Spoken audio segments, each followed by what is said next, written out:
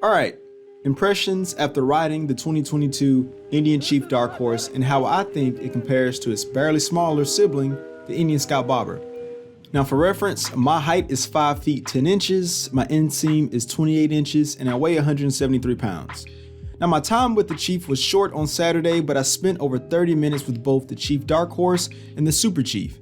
And it was enough time to get an impression on where this bike sits in the Indian motorcycle lineup. Now starting off with the engine that powers the Chief, not to get this confused with the Indian Vintage that Indian renamed to make way for the new, shorter and more agile 2022 variant, you get two flavors. The 111 Thunderstroke peaking at 108 pound-feet of torque at 3200 RPMs, and the 116 variant with 120 pound-feet of torque at 3200 RPMs as well. The unit at my disposal had the 116 installed on the Chief Dark Horse along with a Super Chief sporting the 111 available for test riding as well.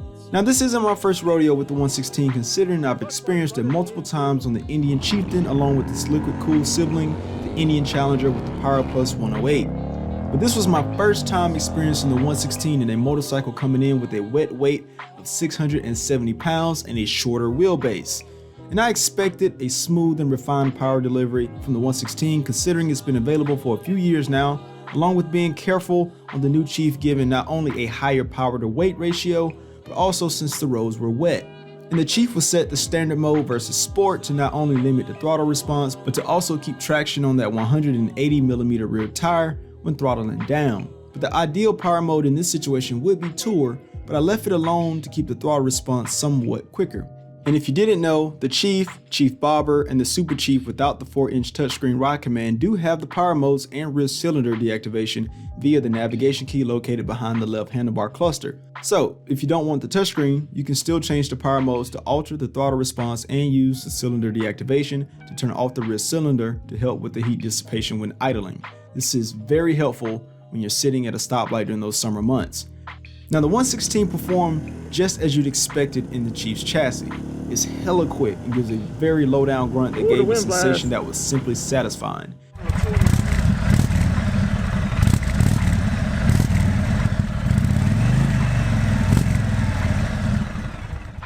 But for a little background, I do ride liquid cooled motors daily, including owning an Indian Scout Bobber at one point, but they are sometimes labeled as not having as much character as an air cooled motor.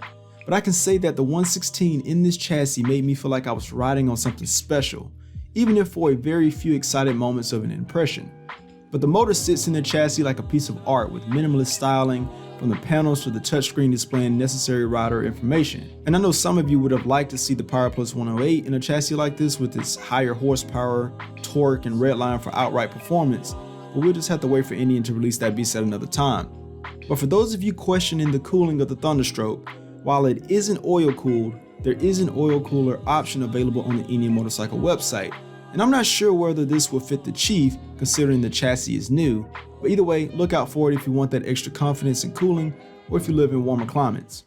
With the 116 in a frame like this with 120 pound-feet of torque, you better have decent suspension and braking power. But the Chief comes with a single 300mm floating brake disc for both front and rear with a 4-piston caliper in the front and a 2-piston caliper in the rear. ABS is standard on the 116 variant, and on the 111, ABS is optional. Now braking power and lever feel felt adequate in my opinion with the single brake disc, which is in thanks to the weight advantage over other Thunderstroke models. And I didn't want to have to test the ABS if the situation came, but stopping in wet weather even in abrupt conditions did not feel edgy. But 2 brake discs would have been nice, but I think many will be satisfied with the brakes. And in comparison, the Scout Bobber comes with a single 298mm front and rear rotor with a 2-piston caliper in the front and a 1-piston caliper in the rear. As for the suspension, I know that was a big question mark for a lot of you considering Indian decided to go with dual rear shocks with adjustable preload versus a single monoshock.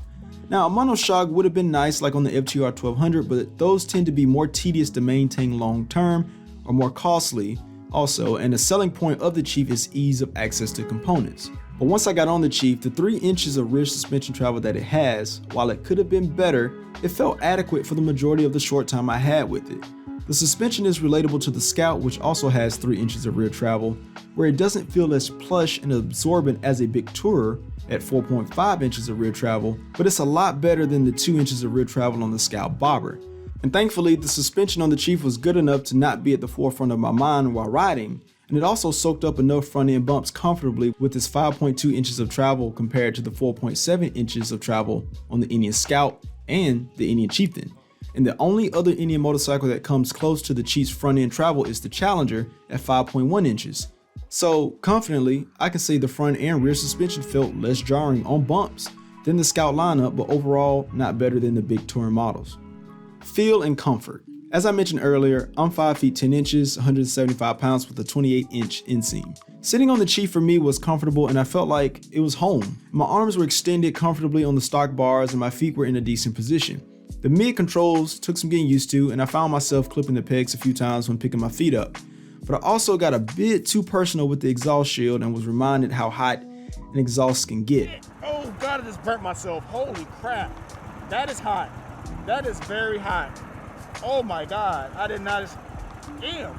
Watch out for that, man. That's hot. Was it that? Woo, that's hot. There were a few people that rode the Chief that were 6 feet and taller, and they expressed being uncomfortable in the back area and with the seating and footing on the pegs. But they were all impressed with the power delivery with the Thunderstroke as the power plant. So if you're taller than 6 feet, you should consider looking into forward controls and a higher handlebar setup for more comfort. And riders under 5 feet 10 inches should be okay considering the seat height is comparable to the Scout lineup at 26 inches. Now one thing that stood out while throttling down on the Chief was how the seat held me in better than the Scout Bobber. And that was always a gripe with my Scout Bobber, along with a fear of sliding off on the stock seat. And it wasn't as noticeable on Chief, but I am also on the smaller side, so a wider seat may be needed for some of you.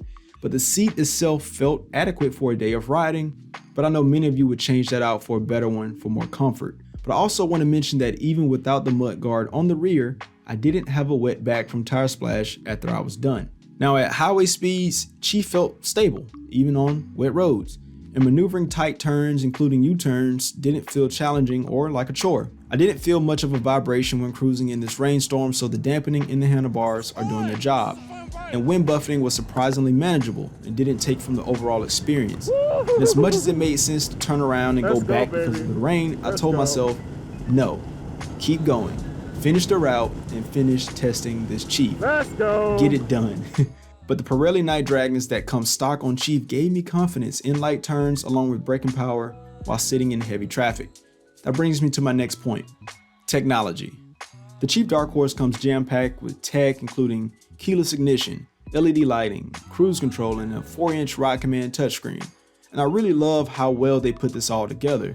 And the Pathfinder headlight was a standout feature on the FTR when it debuted, along with it being an add-on option for Scout.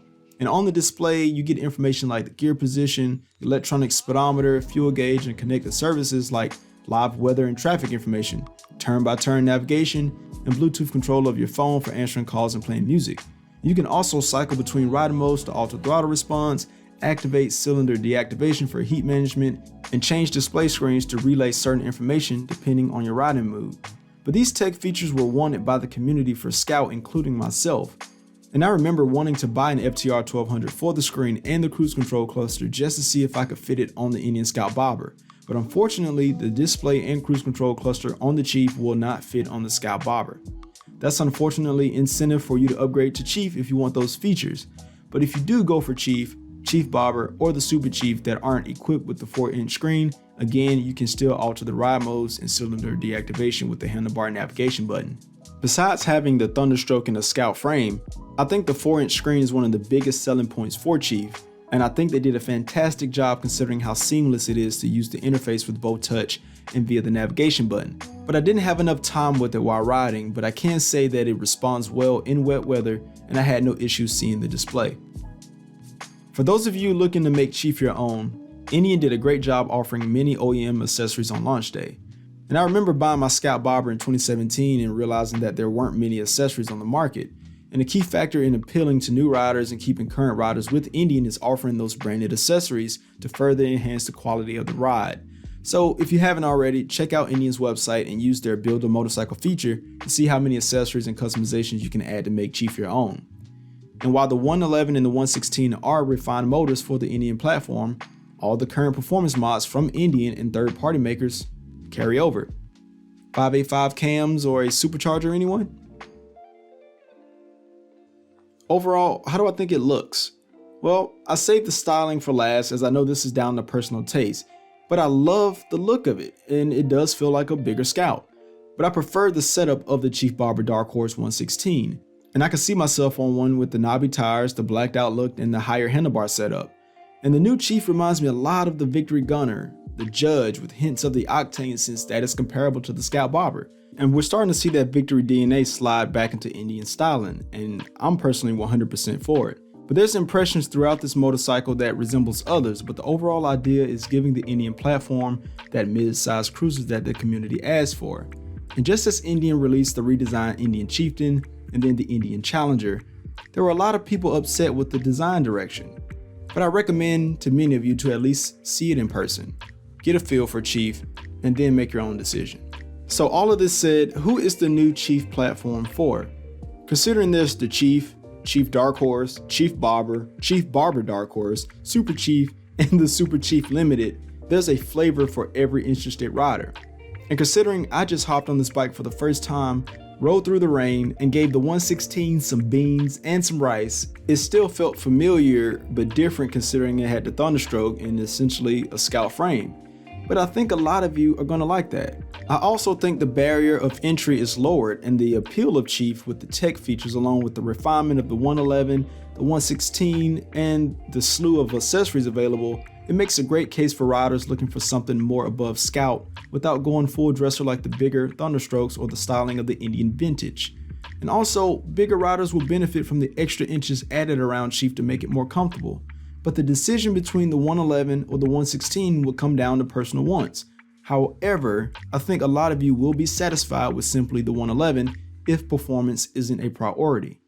But overall, I like this bike, and I could see myself upgrading from Scout to a Chief if I wanted the character of the 116, more suspension travel, and Ride Command Tech Dash. But to add a comment about the Super Chief, the floorboards and the windshield are invaluable for comfort, and I can see many riders adding the floorboards at least for added comfort as it doesn't mess with the overall look of the bike. But some of you asked whether the value of Chief was there. I think it is if you value the added convenience it offers just as any bagger would. But either way, the community asked for a middleweight cruiser. Indian listened to the community and they delivered, and the result is the 2022 Indian Chief. But before I finish, I would like to mention a few things I couldn't test. Gas mileage. Some of you asked, but I'm not sure about that since I only had a short time with it. The Chief has a 4-gallon tank with the 111 and the 116. I think getting 40 miles per gallon is possible, but only if you're friendly on the throttle. And that will put you around 160 miles on the tank, but I think claiming 150 miles is a safe bet. Second is cornering. The rain ruined that, but I can say that this bike is nimble and it feels agile, but that peg will be scraped easily with only 28.5 degrees of lean angle. Comparatively, the Indian Scout Barber has 29 degrees of lean angle, and if you know about the Scout Barber, that thing is easy to scrape. However, being that I don't know these things, if you all continue to hit the like button, I just might be able to get Indian to loan me a test unit for a long-term review. I can find out all of that information at a later time, so hit that thumbs up button so we can make it happen. But all said and done, I enjoyed the short time I had with the Chief Dark Horse, and for $17,000 in the spec that I had with the 116, it's a worthy middle ground option for those that can't decide on a Scout or a big tourer. And it allows you to meet in the middle, and it just might pull some other people from the other brands. But I will be watching the market to see how Chief evolves along with the support it has. But if you have any questions that I didn't cover in this video, drop me a comment down below and I'll try to answer it. I'll catch y'all in the next one.